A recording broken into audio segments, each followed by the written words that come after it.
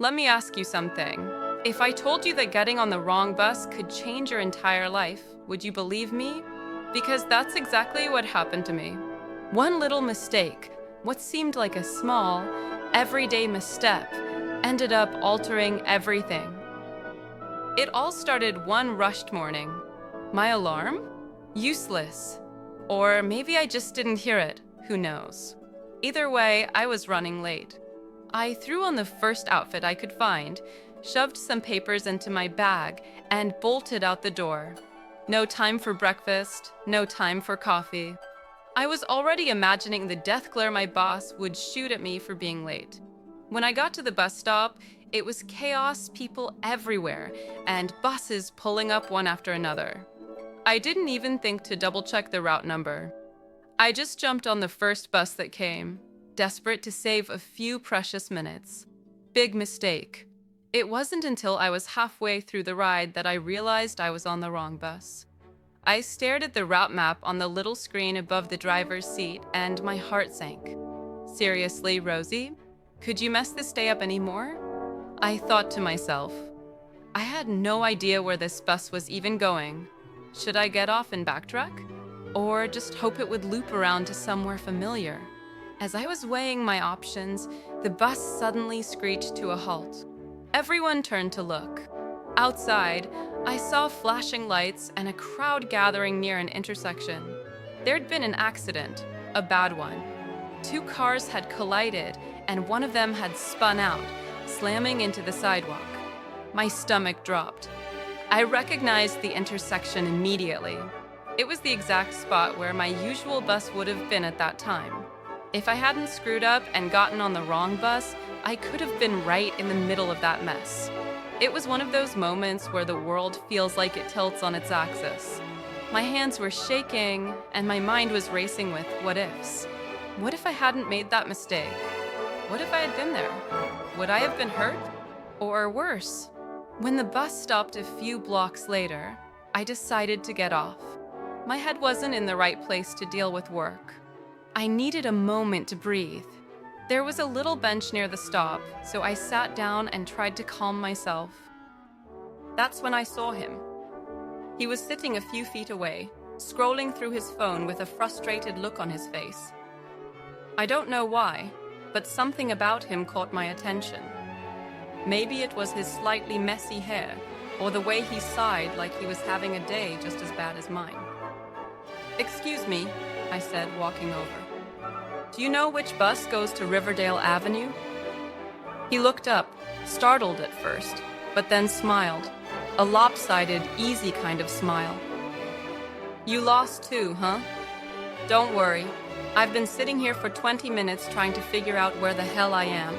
Let me check for you." His name was Ethan. Turns out, he was trying to get to a meeting, but he'd ended up on the wrong bus too. We started talking, and for some reason, the conversation just flowed.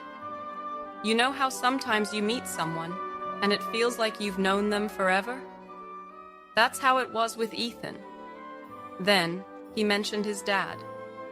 "Yeah, my dad used to run this small lending business back in the day," he said casually. My heart stopped. I felt like someone had punched me in the chest. I knew that name, that business, his dad. Years ago, my mom had borrowed money from his father. It was a rough time for us, one of those keep the lights on and food on the table kind of situations. She tried her best to pay it back, but she never could. And eventually, we moved to escape the pressure. For a second, I thought about brushing it off, pretending I didn't know what he was talking about. But something made me speak up. "Ethan," I said slowly, I think your dad might have lent money to my mom a long time ago." He blinked at me, clearly confused. "Wait, what? Are you serious?" I nodded and started explaining everything. How my mom had struggled, how she'd tried to make it right, and how the whole thing had left a mark on our lives. I braced myself for his reaction. I expected anger or maybe some kind of cold dismissal, but instead, Ethan laughed softly. Wow, he said, shaking his head. That's wild. You know, my dad used to talk about your mom all the time. He always said she was one of the most honest people he ever met, even if she couldn't pay him back. He respected her a lot. I couldn't believe what I was hearing. For years, I'd carried this guilt, this shame, like it was some kind of family secret we had to bury. And here Ethan was, telling me that his dad admired my mom. We ended up skipping our destinations that day. Ethan suggested grabbing coffee, and I figured, why not? We sat in this little cafe for hours, talking about everything, our families, our lives, even the crazy coincidence that had brought us together. That day changed everything for me. It wasn't just about meeting Ethan. It was about realizing that the past doesn't always have to haunt you. Sometimes it can connect you to something or someone unexpected. Ethan and I stayed in touch. Over time, that coffee turned into more coffee. Conversations turned into late-night phone calls. And before I knew it, he wasn't just the guy I met at the bus stop. He was a part of my life. Looking back, I still can't believe how it all happened. One missed alarm, one wrong bus, one tiny decision. And yet, it all led me to where I was supposed to be. Life's funny like that, isn't it? They say fate works in mysterious ways. Now I believe it, because sometimes even the wrong turn can take you exactly where you need to go.